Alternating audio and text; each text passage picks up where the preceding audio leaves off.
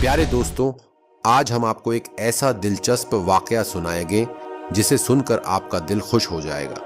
ये वाकया एक ऐसी मोहब्बत का जो सिर्फ रिश्तों को ही नहीं जोड़ती बल्कि हवेली को भी मोहब्बत से आबाद करती देती है।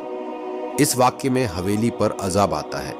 आखिर हवेली पर क्यों अज़ाब आता है, ये जानने के लिए हमारे चैनल इस्लामी वॉइस पर जुड़े रहें और मज़ीद वीडियो देखने के लिए हमारे चैनल इस्लामिक वॉइस को सब्सक्राइब करें। दिल्ली के पुराने शहर की सुबह एक ख़ास तरह की चहल पहल के साथ शुरू होती थी। चांदनी चौक की तंग गलियां, मस्जिदों से उठती अजान की आवाज़ें और हर गली के नुक्कड़ पर चाय की महक। इन गलियों में एक नौजवान हबीब अली अपने हुनर और मेहनत के लिए जाना जाता था। तांबे के बर्तनों पर नक्श ओ निगार बनाना उसका पेशा था। हबीब का पेशा जितना पुराना था उतना ही मुश्किल। तांबे की चमचमाती थाली पर बेल बूटों को तराशते हुए वो अक्सर सोचा करता, क्या कभी मेरी ये मेहनत मुझे मेरी ख्वाहिशों तक ले जाएगी। उसका दिल बड़ा था लेकिन जेब खाली।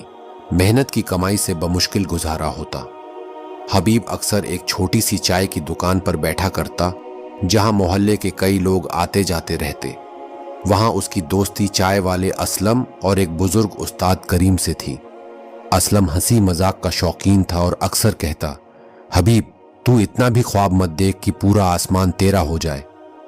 हबीब मुस्कुराकर जवाब देता, ख्वाब देखने का हक तो सबको है असलम। दिल्ली की इन्हीं गलियों में एक पुरानी हवेली थी, हवेली मरियम। ये हवेली अपने समय की शान थी, लेकिन अब वक्त के साथ इसकी दीवारों पर पुरानी यादों की धुंध छा गई थी। इस हवेली में रहती थी ज़ैनब, जो सिर्फ नाम से नहीं बल्कि अपने किरदार और अंदाज से भी रोशन थी। ज़ैनब के वालिद नवाब मरियमुद्दीन एक आलिम थे। उनके घर में अक्सर शायरों और अदबी लोगों का आना जाना लगा रहता। ज़ैनब को किताबों और इल्म से गहरी मोहब्बत थी। उसकी पसंदीदा जगह हवेली का वो झरोखा था जहां बैठकर वो दूर तक फैले आसमान को देखा करती। उसकी दुनिया किताबों में बसी थी, लेकिन दिल का एक हिस्सा खामोश था। वो अक्सर सोचा करती, क्या मेरी जिंदगी में कभी वो शख्स आएगा जो मुझे मेरी अधूरी कहानियों का मकाम देगा। एक दिन हबीब तांबे के बर्तन लेकर हवेली के पास से गुजर रहा था। अचानक उसके हाथ से एक थाली गिर गई और उसकी आवाज से ज़ैनब का ध्यान झरोखे से नीचे गया। उसने देखा कि एक नौजवान नीचे झुका हुआ अपनी थाली उठा रहा था। हबीब की नजर भी ऊपर गई। ज़ैनब झरोखे में खड़ी थी। वो लिबास में जितनी सादा, चेहरे से उतनी ही नूरानी लग रही थी। हबीब के दिल में एक अजीब सी हलचल हुई। वो जल्दी जल्दी अपनी थाली उठाकर वहां से चला गया, लेकिन ज़ैनब की सूरत उसके जहन में बस गई। इसी तरह ज़ैनब भी उस अजनबी से शख्स के बारे में सोचने लगी। उसे लगा जैसे उसकी तसव्वुर की दुनिया से कोई हकीकत बनकर उसके सामने आ गया हो। कई दिनों तक दोनों ने एक दूसरे को दूर से देखा। एक दिन हवेली के बाहर हबीब को अपने बर्तनों का ऑर्डर देने के लिए बुलाया गया। ज़ैनब ने उसे देखा और कुछ सोचकर उससे बात करने का बहाना ढूंढा। ये बर्तन कितने में बनते हैं? ज़ैनब ने पूछा। हबीब ने झिझकते हुए कहा, जो आपकी मर्जी हो बीबी साहिबा। ज़ैनब मुस्कुराई। मर्जी का क्या है, हुनर की कीमत तो तय होनी चाहिए। उनकी यह पहली बातचीत थी। इसके बाद हवेली के बाहर और मुलाकातें होने लगीं। ज़ैनब को हबीब की सादगी और मेहनत ने प्रभावित किया और हबीब को ज़ैनब की नज़ाकत और इल्म ने। ज़ैनब और हबीब की मुलाकातें अब अक्सर होने लगी थीं। हवेली के बाहर जब हबीब तांबे के बर्तन लेकर आता, ज़ैनब जानबूझकर अपने झरोखे पर बैठ जाती। कभी कभी वो हवेली के बाहर वाले बागीचे में भी निकल आती ताकि हबीब से बात करने का मौका मिल सके। एक दिन जब हवेली के बागीचे में खामोशी थी और आसमान पर हल्के बादल छाए हुए थे, ज़ैनब ने हिम्मत करके कहा, हबीब तुम हमेशा इतने खामोश क्यों रहते हो? क्या तुम्हें मुझसे बात करना अच्छा नहीं लगता? हबीब चौंका और बोला, नहीं बीबी साहिबा, ऐसी कोई बात नहीं, बल्कि मैं तो हमेशा सोचता हूं कि मेरी बातें आपकी फजूलियत बढ़ाएंगी। ज़ैनब हल्के से मुस्कुराई, तो फिर अब ये मान लो कि मुझे तुम्हारी बातें सुनना अच्छा लगता है। और हाँ, मुझे बीबी साहिबा मत कहा करो, मेरा नाम ज़ैनब है। उस दिन के बाद उनके रिश्ते में एक नई गर्मजोशी आ गई। हबीब ने अब ज़ैनब से डर कर बात करना छोड़ दिया था। दोनों ने अपनी जिंदगी के ख्वाब और तजुर्बे एक दूसरे के साथ बांटने शुरू कर दिए। जहां एक तरफ उनकी मोहब्बत खिल रही थी, वहीं दूसरी तरफ हवेली के अंदर तूफान उठने की तैयारी हो रही थी। नवाब मरियम उद्दीन को धीरे धीरे यह भनक लगने लगी थी कि ज़ैनब का किसी गैर मुनासिब शख्स से मेल जोल बढ़ रहा है।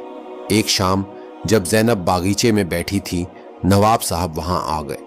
उनकी नजरों में गुस्सा था। ज़ैनब, ये जो नासमझी का खेल तुम खेल रही हो, इसका अंजाम तुम समझती हो?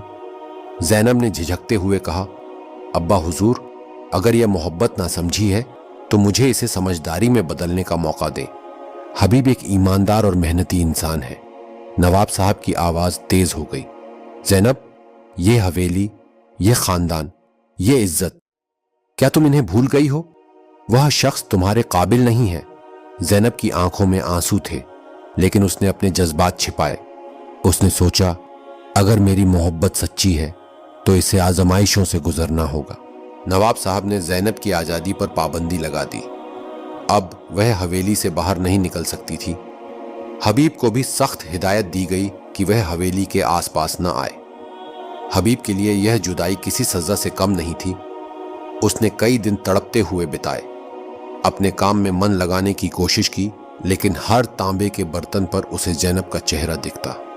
ज़ैनब भी अपने झरोखे से अब खाली गली को देखती रहती। उसके लिए यह वक्त जैसे थम गया था। हबीब ने तय किया कि वह अपनी मेहनत और हुनर के दम पर खुद को इतना काबिल बनाएगा कि उसे समाज के हर ताने और बंदिश का सामना करने का हौसला मिले। उसने दिन रात मेहनत की। जल्द ही उसके तांबे के बर्तन बड़े शहरों के अमीर घरानों तक पहुंचने लगे।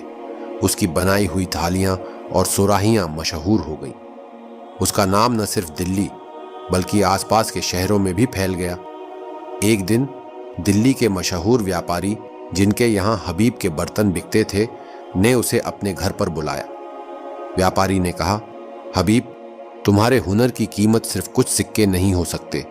मैं चाहता हूं कि तुम मेरे कारखाने का काम संभालो। यह हबीब के लिए बड़ी कामयाबी थी। उसने इसे मंजूर किया और अपनी नई जिंदगी की शुरुआत की। हवेली में इस बीच नवाब साहब ने ज़ैनब के लिए रिश्ता ढूंढ लिया। लड़का एक अमीर खानदान का था, लेकिन ज़ैनब ने इस रिश्ते को ठुकराने की हिम्मत की। अब्बा हुजूर, मैं अपनी जिंदगी के फैसले खुद लेना चाहती हूँ। मैं किसी और से शादी नहीं कर सकती। नवाब साहब गुस्से से कांप उठे। ज़ैनब, अगर तुमने मेरी बात नहीं मानी तो यह हवेली तुम्हारे लिए बंद हो जाएगी। जब हबीब को ज़ैनब की शादी की खबर मिली तो उसने हिम्मत जुटाई और नवाब साहब के सामने जाने का फैसला किया। वह हवेली पहुंचा और नवाब साहब से कहा, मुझे अपनी मेहनत पर भरोसा है। मैं आज भी ज़ैनब से मोहब्बत करता हूं और उसे खुश रखने की काबिलियत रखता हूं। नवाब साहब ने पहले उसे ठुकरा दिया, लेकिन फिर ज़ैनब ने अपने पिता को समझाया, अब्बा, मोहब्बत बेगैरत नहीं होती। हबीब का दिल और मेहनत दोनों पाक है। आखिरकार नवाब साहब ने उनकी शादी के लिए हामी भर दी। नवाब मरियम उद्दीन की तरफ से निकाह की इजाज़त मिलने के बाद हवेली में एक नई रौनक आ गई। चांदनी चौक के आसपास की हर गली में यह खबर फैल गई थी कि हवेली ए मरियम में साहबजादी ज़ैनब और तांबे के कारीगर हबीब अली का निकाह होने जा रहा है। कुछ लोग इस पर हैरान थे तो कुछ ने इसे मोहब्बत और हिम्मत की जीत करार दिया। हवेली में ज़ैनब की सहेलियां निकाह की तैयारियों में जुट गईं। ज़ैनब को बेहतरीन लिबास सिलवा कर दिया गया। रंगीला रेशमी जोड़ा जिसमें सुनहरी जरी का काम किया गया था। दूसरी तरफ हबीब भी अपनी खुशी संभाल नहीं पा रहा था। उसकी आंखों में वह दिन तैर रहा था जब पहली बार उसने ज़ैनब को झरोखे से देखा था। निकाह का दिन आखिरकार आ पहुंचा। हवेली के बड़े आंगन में सजावट की गई थी। मोती की झालरों, रंग बिरंगे गुलाब और चमचमाते फानूसों से माहौल दिलकश हो गया था। चांदनी रात ने इस खुशी को और बढ़ा दिया। हबीब जब अपनी बारात लेकर हवेली पहुंचा तो पूरा मोहल्ला उसे देखने उमड़ पड़ा। हबीब की सादगी अब उसकी पहचान थी, लेकिन आज वह शेरवानी और गोल टोपी में कुछ अलग ही लग रहा था। निकाह की रस्में शुरू हुईं। काजी साहब ने हबीब और ज़ैनब से निकाह के कबूलनामे की तस्दीक की। जब हबीब ने 3 बार कबूल है कहा تو حویلی کے آنگن میں بیٹھی زینب کی آنکھیں خوشی سے بھر آئیں۔ اسی پل اس نے محسوس کیا کہ اس کی محبت اور صبر کا پھل اسے مل گیا ہے۔ نکاح کے بعد زینب کو ایک دلہن کی طرح سجا کر حبیب کے پاس لایا گیا۔ حبیب نے ہلکے سے کہا، زینب، تمہیں اپنے دل کے قریب پا کر اب میری ہر آرزو پوری ہو گئی۔ حبیب اور زینب کا نکاح پورے محلے میں ایک مثال بن گیا۔ ان کی محبت نے یہ ثابت کر دیا کہ سماج کی دیواریں گرانے کے لیے جذبات اور محنت کافی ہیں۔ حالانکہ ہر محبت کی کہانی اتنی آسان نہیں ہوتی۔ نکاح کے بعد جب زینب اور حبیب نے اپنی نئی زندگی شروع کی تو انہیں کئی سماجک مشکلوں کا سامنا کرنا پڑا۔ کچھ لوگ ابھی بھی اس رشتے کو لے کر باتیں کرتے۔ محلے کے کچھ رئیس لوگ نواب صاحب کو طعنے دیتے، آپ نے اپنی بیٹی کا نکاح ایک تانبے کے کاریگر سے کر دیا، یہ تو آپ کی شان کے خلاف تھا۔ نواب صاحب نے پہلے تو ان باتوں کا اثر لیا، لیکن پھر انہوں نے ٹھان لیا کہ وہ اپنی بیٹی اور داماد کا ساتھ دیں گے۔ حبیب نے بھی اپنے ہنر کو اور آگے بڑھانے کا فیصلہ کیا۔ اس نے اپنے کام کو نئی اونچائیوں تک لے جانے کے لیے ایک چھوٹی سی دکان کھولی جہاں اس کے بنائے برتن اور سجاوٹ کے سامان بیچے جاتے۔ حبیب کے ہنر اور زینب کی سمجھداری نے ان کی زندگی کو نئی دشا دی۔ زینب نے حبیب کے کام کو بڑھانے میں اس کا ساتھ دیا۔ اس نے بازار کے بڑے گراہکوں سے ملنے کے لیے نئے طریقے سجھائے۔ حبیب نے اپنے تانبے کے برتنوں پر نئے ڈیزائن بنائے جو شہر بھر میں مشہور ہو گئے۔ جلد ہی حبیب کی دکان ہنر دلی کے نام سے جانی جانے لگی۔ یہاں صرف برتن نہیں بلکہ محنت اور محبت کی کہانیاں بکتی تھیں۔ کئی سالوں بعد جب زینب اور حبیب اپنے بچوں کے ساتھ حویلی کے باغیچے میں بیٹھے تھے، زینب نے مسکرا کر کہا، حبیب، یاد ہے وہ دن جب تم نے پہلی بار میری طرف دیکھا تھا؟ تب ہمیں نہیں پتا تھا کہ ہمارا سفر یہاں تک پہنچے گا۔ حبیب نے کہا، زینب، تمہارے صبر اور محبت نے ہی ہمیں یہاں تک پہنچایا۔ یہ سب تمہاری بدولت ہے۔ ان کی کہانی اب صرف ان کی نہیں تھی، یہ محبت، محنت اور ہمت کی مثال بن چکی تھی۔ حویلی مریم جو کبھی محبت کے خلاف کھڑی تھی، اب اس محبت کا گواہ بن گئی تھی۔ حویلی مریم میں سب کچھ ٹھیک چل رہا تھا۔ زینب اور حبیب کی زندگی اب سکون اور خوشحالی سے گزر رہی تھی، لیکن وقت ہمیشہ ایک سا نہیں رہتا۔ اس محبت اور محنت سے کھڑی ہوئی دنیا پر ایک عجیب سا سایہ منڈرانے لگا۔ مریم جو حویلی کا نام بھی تھا اور زینب کی مرحوم والدہ بھی، مانو حویلی کی روح کی طرح